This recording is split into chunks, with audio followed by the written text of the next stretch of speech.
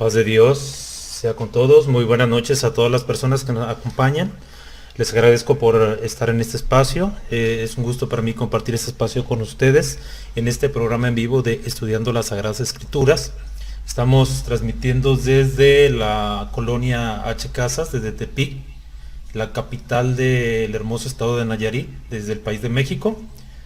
Y el día de hoy vamos a ver un tema que en lo particular a mí me gusta mucho, que se llama La Última Cena del Señor. De igual manera los invito para que nos manden algún mensaje a través del chat de línea que está ahí aquí activo junto al video, algún mensaje a través de Messenger, y en la repetición, bueno, esperamos las dudas y los comentarios debajo de este video también en YouTube. Este video va a estar en YouTube y ahorita estamos transmitiendo directamente en vivo a través de Facebook Live en Estudiando las Sagradas Escrituras. Entonces les agradezco por estar aquí con nosotros y vamos a iniciar el tema del día de hoy. El tema del día de hoy, como les comentaba, es la última cena del Señor. Vamos entonces a comenzar. Aquí voy a compartir con ustedes. También quisiera saber si me pudieran apoyar, y quisiera ver si se está escuchando bien el audio, si se está transmitiendo bien el video. Y vamos a comenzar entonces con nuestro video número 81, la Cena del Señor. El contenido, así de manera breve, que vamos a ver es la celebración judía como punto número 1. Yo quisiera que veamos cómo era la celebración cuando, digámoslo, en el pueblo de Israel. Ya hemos dicho que se dividió el reino en dos partes, y después de la cautividad de los israelitas de las tribus del norte, normalmente a todos se les llamó ya judíos. Entonces, al pueblo de Israel, cómo era su celebración y cómo es su celebración en la actualidad. Número 2, el cuadro. Yo quisiera que viéramos el cuadro de Leonardo da Vinci, ya que el cuadro de Leonardo da Vinci tiene algunos detalles que quisiera que platicáramos para que analizáramos la última cena. Vamos a ver también los preparativos del aposento, cuando el maestro, el Señor Jesús, pidió a Pedro y a Juan que fueran a preparar el lugar donde iba a celebrar la Pascua. Y vamos a ver algo relacionado al pan y al vino. Entonces vamos a el contenido número 1, la Cena del Señor, la celebración de la Pascua judía. Voy a compartir con ustedes. Miren, en la Pascua judía hay que recordar que en Éxodo capítulo 12 Dios va a sacar a Israel de aquella potencia mundial tan grande, digámoslo mundial, a lo que se le conocía mundo, porque no conocían más que cierta parte del mundo, pero de lo que se conocía era la potencia mundial más grande. Y Dios lo saca de allí. Aparentemente Dios tenía cierta debilidad porque pasaba una plaga, otra plaga, y no lograba que aquel hombre, aquel faraón, dejara ir al pueblo de Israel. Pero no porque Dios fuera débil, sino que sabemos que Dios se quería manifestar. Y hay una cosa que yo pienso: entre más grande es la guerra, más grande va a ser la victoria. Así que para obtener una gran victoria debe haber una gran batalla. Después de una gran batalla viene una gran victoria. Entonces Dios, y hubo ahí una gran batalla, pero Dios obtuvo una gran victoria. Y bueno, nadie que luche contra Dios sale victorioso. Entonces, cuando Dios los saca, ahí ellos van a celebrar, antes de que los saque, el día 14, perdón, del mes de Aviv, que es el primer mes, o el mes de Nisan, también se le conoce como cualquiera de las dos, que es el mes de la primavera. Al principio al día 10 tenían que preparar un cordero que fuera perfecto, es decir, que no tuviera un hueso quebrado, que no tuviera algún rasguño, que no estuviera tuerto con alguna enfermedad. Tenía que ser tenía que estar perfecto aquel animalito, aquel cordero. Entonces lo tenían que preparar desde el día 10 y el día 14 lo tenían que sacrificar para que con su sangre le pusieran alrededor de la puerta. Esto de ponerlo alrededor de la puerta era para la sangre, que cuando pasara el ángel de Jehová y viera la sangre, iba a pasar por alto, ojo con esa palabra, iba a pasar por alto aquella casa y no iba a matar a nadie, pero donde no viera esa sangre, se iba a meter, iba a matar a todo primogénito, y esa era la plaga número 10, la muerte de los primogénitos. Entonces, eso de pasar por alto, pues en hebreo se llama Pesaj. Entonces, los judíos celebran lo que se le llama Pesaj, el Pesaj, y bueno, que Pesaj significa pasar por alto, que nosotros lo conocemos también como Pascua, es el Pesaj, y ellos tienen una forma muy particular. Obviamente que esa celebración que hacen hoy los judíos es en base a ese día que obtuvieron los hebreos como el día de su libertad. El pueblo de Israel ese día, podríamos decir que fue el día de su independencia, el día de su libertad, de haber sido esclavos, Dios los hizo libres. Entonces es el Pesaj o la Pascua. Y entonces en la actualidad, bueno, ellos obviamente, bueno, ya la historia la conocemos, ya ustedes estudian la historia con más detenimiento, ya que contamos solamente con media hora. Y bueno, ahí ustedes están viendo una imagen en la mesa. Es una mesa, pues según el número de invitados que haya, o el número de familia, de integrantes de la familia, y hay vino, hay platos, hay un mantel donde meten el matzot, que viene siendo lo que nosotros conocemos como el pan, que es sin levadura. Y también, bueno, algunas otras cosas que ellos utilizan. Eso que ustedes están viendo, esta mesa dispuesta con copas, con vino, con platos, con ciertos manteles, con el pan. Esto se le llama Seder, el Seder del Pesaj. Pesaj es lo que vuelvo a repetir, se llama Pascua, es el Seder del Pesaj.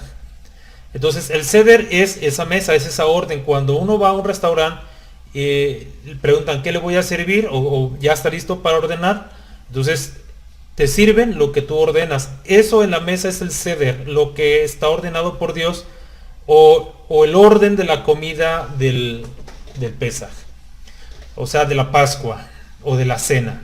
Es una cena, a fin de cuentas es una cena. Y no debía faltar obviamente el cordero. Pero ¿qué pasa? Que cuando viene Nabucodonosor, 587 años antes de Cristo, lo veíamos en el video, hace 2 videos anteriores, donde hablamos del profeta Jeremías, y Nabucodonosor destruyó el primer templo. Luego se reconstruye el templo, y en el año 70 después de Cristo los romanos le destruyen el segundo templo. Entonces, si ya no tienen dónde hacer el sacrificio, la Pascua se celebra de una manera diferente. Es por eso que estoy compartiendo con ustedes la imagen del lado derecho. La imagen del lado derecho que tenemos allí. Y es un plato que actualmente ellos utilizan. Este plato que ellos utilizan lo tienen dividido en 6 partes. Nada más les voy a comentar de unas que son las más interesantes. Primero, en la parte de abajo, bueno, está dividido por 6 círculos. En cada círculo, en uno hay un huevo, en otro hay una lechuga, normalmente está revuelta con cebolla. En la parte de abajo, en el círculo tercero, está el perejil. Luego después un puré. En la parte de arriba hay un hueso. Pero ojo con ese hueso, miren, ese hueso que está allí, obviamente pues no, como lo vemos, no tiene carne. ¿Saben ustedes por qué no tiene carne? Si deberían de comer un cordero inmolado, degollar un cordero y asarlo al fuego y comérselo completamente. Pero aquí estamos viendo un hueso, así tal cual un hueso. Eso es porque como ya no tienen, eso representa al cordero que antes asaban, porque ahora ya no tienen dónde asarlo, no tienen dónde sacrificarlo. lo sacrificaban en el templo, pero ahora ya no tienen templo. Entonces, cómo lo van a sacrificar si no hay templo? No pueden hasta que ellos lleguen a tener el templo, si es que pueden, porque sabemos que los musulmanes ahí pusieron una cúpula, y el hecho de que los judíos llegaran a destruir esa cúpula para levantar un templo ellos, sería una guerra muy muy grande. Entonces, esa parte, pues, a ver, muy probablemente no se pueda ya, pero hasta que ellos no tengan un templo, hasta entonces no van a cenar un cordero asado al fuego. Y el hueso pues representa ese cordero que ellos antes asaban al fuego y comían. La lechuga y la cebolla, a veces le ponen rábanos, representa las hierbas amargas. El perejil, bueno, es el hisopo con el que eran rociados. Y bueno, tenemos por ahí un pequeño puré de almendras y algunas cositas que tienen revueltas, y eso representa el barro con el que ellos, en el que ellos eran sometidos a trabajar como esclavos, sometidos en arduas labores, en arduas jornadas, eran sometidos por los egipcios cuando eran esclavos. Entonces, esas son las representaciones del plato que está en el Seder del Pesaj. Bueno, hasta aquí no sé si haya alguna pregunta, alguna duda. Y si no, pues vamos a continuar. Espero también sus comentarios por este medio. Vamos a continuar entonces con el punto número 2. El punto número 2 es el cuadro de Leonardo da Vinci. ¿Por qué lo tomo yo, el cuadro de Leonardo da Vinci? Lo tomo y quiero que lo analicemos, porque es importante que si hablamos de los orientales, aprendamos a pensar como un oriental. Aprendamos a ver la vida de un oriental y no de un occidental. En este caso, Leonardo da Vinci, cuando hizo la pintura a finales de la Edad Media, en 1498, él termina esa pintura, pero la hace pensando como un oriental, como un occidental y no como un oriental. Eso es algo que quiero que reflexionemos. Siempre cuando leamos la escritura, hay que pensar como un oriental y no como un occidental, como estando en la época de ellos. Y hay muchos errores que conocemos, que tenemos al momento de pues interpretar la Biblia, de leer los pasajes, y no los entendemos a veces, y creemos entenderlos, pero los entendemos a la manera occidental, no como ellos lo vivieron, no como era la costumbre de ellos, sino lo vemos como si fuera nuestra vida propia. Pero para empezar, cuando el Señor Jesús come con sus discípulos en aquella última cena estando en vida, ¿verdad? Por eso se le llama la última cena, porque la última vez que cenó, porque la noche que fue entregado tomó pan. Entonces esa noche fue entregado y no hubo otra cena. No la comeré de nuevo, no la beberé de nuevo hasta que se cumpla en el reino de los cielos. Entonces, vemos aquí el cuadro de Leonardo da Vinci. Les voy a platicar un poquito de arte para que entendamos a qué se refiere. Miren, este cuadro, Patrimonio de la Humanidad, desde 1980, tiene ciertas peculiaridades. Miren, cuando un pintor en el tiempo de Leonardo da Vinci pintaba cuadros, pintaba al maestro con un pan, con el vino, pero Leonardo da Vinci centra su atención en un momento muy crucial. En el momento en que el maestro revela que alguien de sus discípulos, o que alguien que está entre sus discípulos, lo va a entregar. Ahí es como una fotografía de ese momento. Cuando el maestro dice que alguno de vosotros me va a entregar, ocasiona un gran movimiento entre los discípulos. Empiezan a platicar entre ellos como alarmados, preocupados: ¿seré yo? O quizá va a ser él. Y hay mucho movimiento en la pintura, y es por eso que vemos nosotros ese escenario. Un escenario con perspectivas que se empezaron a practicar en esa época. Y en la parte del centro de este cuadro, de este lienzo, de este cuadro, de este mural, en la parte de abajo vemos una puerta.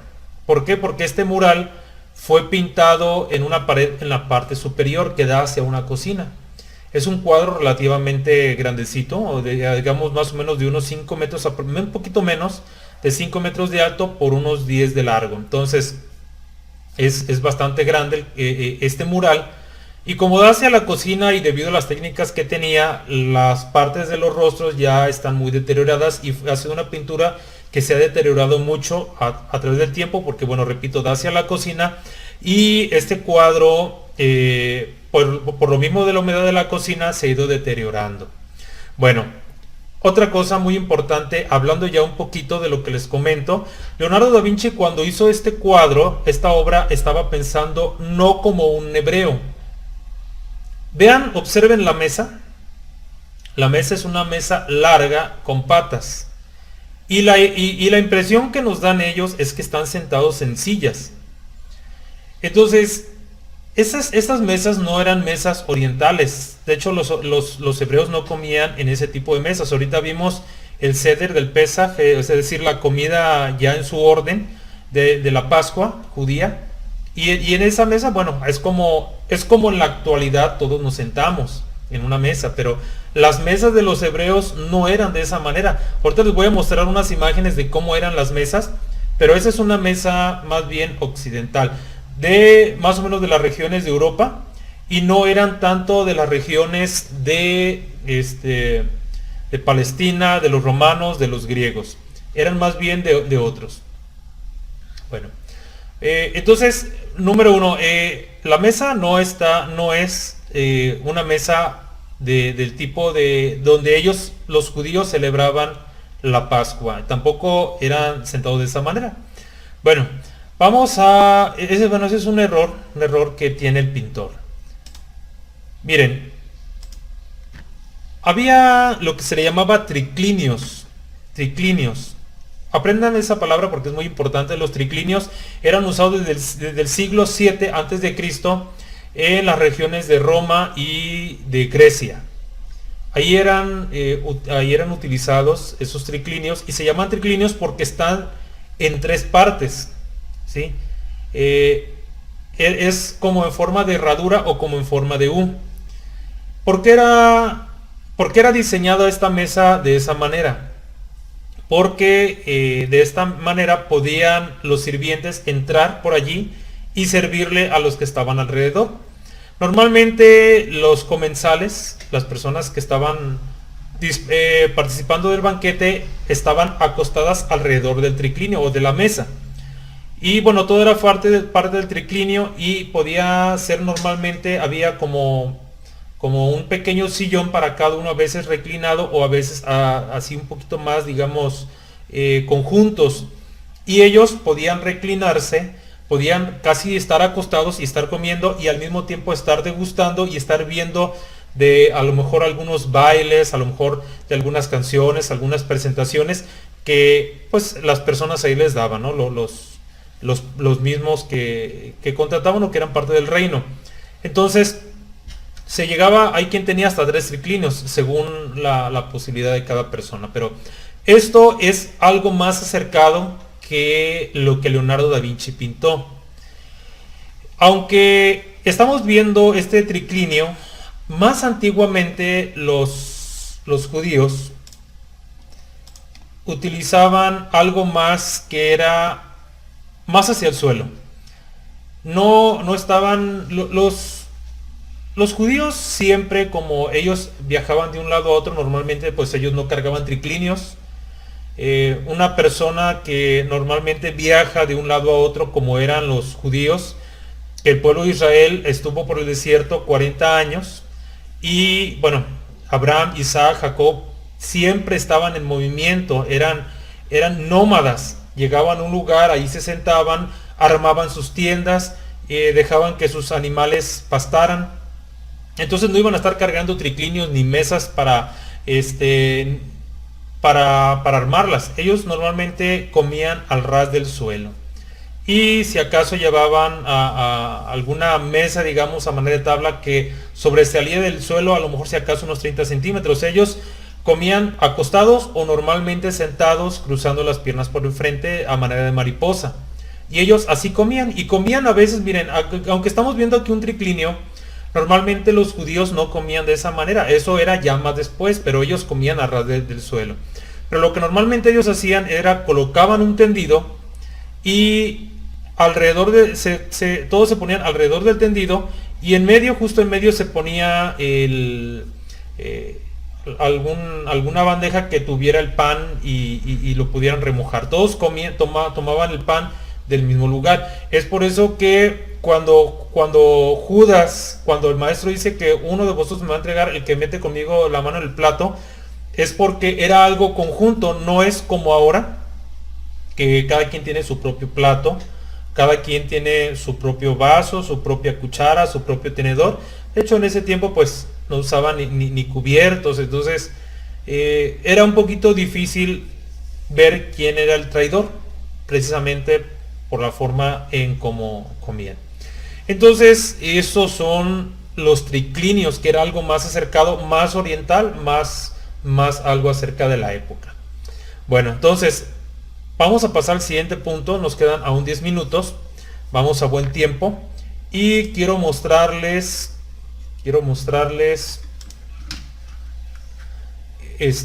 el punto número 3. El punto número 3, los preparativos del aposento.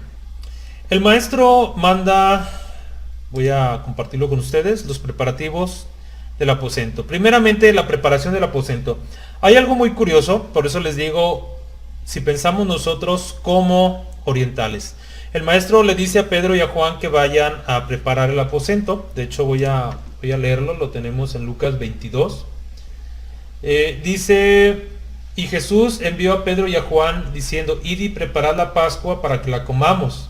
Ellos le dijeron: ¿dónde quieres que la preparemos? Él le dijo: he aquí al entrar a la ciudad, aquí está lo importante, he aquí al entrar a la ciudad os saldrá al encuentro un hombre que lleva un cántaro de agua, seguidla hasta la casa donde entrare. ¿Por qué les da el maestro esta señal? Porque en el tiempo antiguo, normalmente cargar un cántaro era trabajo de las mujeres. Así que ver a un hombre cargar un cántaro, pues era algo muy notorio, así que era una señal para que los discípulos entendieran a dónde iban a ir. Iban a ir a un aposento. Un aposento es un lugar reservado como para descanso, quizá para orar, pero es algo más como si fuera una recámara, pero es algo muy particular. Incluso el maestro utilizó el aposento para celebrar la Pascua. Muy bien, pues el siguiente punto. Primero celebraron la Pascua judía, y para ello en Mateo capítulo 26 nos da nos dice acerca de la institución de la Santa Cena, y nos dice cuándo fue también. Pero voy a leerles la parte Mateo 26-21. Y mientras comían dijo: de cierto os digo que uno de vosotros me va a entregar. Mientras comían, ¿a qué se refiere mientras comían? Todavía no celebraban la cena, la que él quería. Todavía no tomaba el pan ni bebían del vino. Pero luego dice, fíjese, por eso a veces nosotros nos pasamos la lectura así de largo y no entendemos, porque no vemos los detalles. Los detalles son muy importantes. Entonces dice: y mientras comían. Pero si todavía no comían el pan y no bebían del vino, ¿por qué dice y mientras comían? Dice mientras comían porque el maestro, antes de celebrar la Santa Cena que él iba a dejar como mandamiento, celebró la Pascua judía, ¿sí? Por eso Pedro y Juan, cuando fueron a preparar el lugar para celebrar la Pascua, ellos prepararon la Pascua, pero la que ellos conocían. Así que cuando todos terminan esa cena, esa comida, digamos ese seder del Pesaj, cuando terminan su comida judía, su celebración de la Pascua normal como judíos, viene a continuación algo diferente para los judíos. cuando toma el pan, pues no era algo muy común porque ya habían celebrado la cena. Entonces, cuando el maestro, cuando terminan de celebrar la cena y el maestro toma el pan y el vino, es una segunda cena. Pero esa es la primer cena que lo representa él directamente, porque la otra cena lo representaba él dentro de la sombra y figura de lo que iba a hacer. Pero esta nueva cena iba a representar ya su sangre del bautismo, donde abría las puertas a toda la humanidad.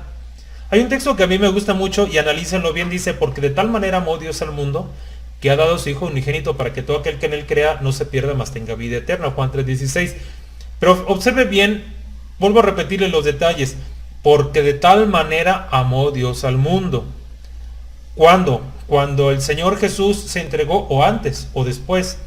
Pues fue antes, por eso entregó a su único Hijo. De tal manera amó Dios al mundo. ¿A cuál mundo? A ese mundo que no conocía a Dios, o que creía conocerle. Y eso es por gracia. Por gracia, ¿qué significa gracia? Que pues le hizo un gran favor a alguien, o sea, en este caso a la humanidad, hizo un gran favor a alguien que no sabía que ocupaba de ese favor. Esa es la gracia. Muy bien, pues entonces, primero celebró la Pascua y luego celebró su... incluso miren, quiero comentarles que cuando el maestro celebra esta primer cena, es la primer cena hablando de la cena que él instituye, la que ya lo va a representar ante toda la humanidad. Entonces, cuando dice, este es mi cuerpo que por vosotros es partido, significa que por beneficio de vosotros, para bien de vosotros es partido. Y aquí hay algo que incluso yo me adelanté un poquito, no sabían quién le iba a entregar por ese plato comunitario, no sabían quién le iba a entregar. Pero vamos a cerrar ya la última parte, el pan y el vino. El pan representa su cuerpo, que es fraccionado y que es repartido, y que cuando entra por la boca de cada participante, entra, por decir así, la representación del cuerpo de Cristo. Y cada uno que participa de ese pan es parte, entonces está uniéndose como cuerpo de Cristo. ¿Por qué? Por ese pedazo que toma del pan, al momento de participar, está conformando o se está uniendo al cuerpo de Cristo. Y el vino, pues representa la sangre que él derramó en el madero, y que después que la derramó en el madero, muchos fueron bautizados, porque la sangre a través de la cual fueron bautizados es la sangre que Cristo derramó. Y cuando celebramos la Santa Cena, recordamos aquella sangre que el Maestro derramó en la cruz, aquella sangre en la cual nosotros fuimos bautizados, y esa sangre o ese vino que representa la sangre antes de que el Maestro fuese entregado. ¿Por qué? Porque es una sangre que nos habla mejor que la sangre de Caín. La sangre de Caín habla de dolor, de aflicción, de muerte injusta. Y sin embargo, la sangre de Jesucristo habla mejor que la de Caín, dice la Escritura. La sangre de Cristo habla de amor, de misericordia, de redención y de vida eterna. Entonces, la sangre de Cristo, pues, tiene mucho poder, siempre y cuando venga con la autoridad. Decía los apóstoles que Dios estaba en Cristo reconciliando al mundo y nos entregó a nosotros el ministerio de la reconciliación. Entonces, esto es el tema, la última cena del Señor. Yo les agradezco el haber estado con nosotros, el haber compartido este espacio, y esperamos sus comentarios al pie de este video, y también va a ser retransmitido en YouTube, y también ahí mismo, también si tienen algún comentario, ahí los esperamos. Les agradezco por haber compartido este espacio conmigo, haberse dado este tiempo. Esperamos que también comparta este video y nos apoye con un me gusta. Hasta luego y que Dios los bendiga, que Dios quede con ustedes.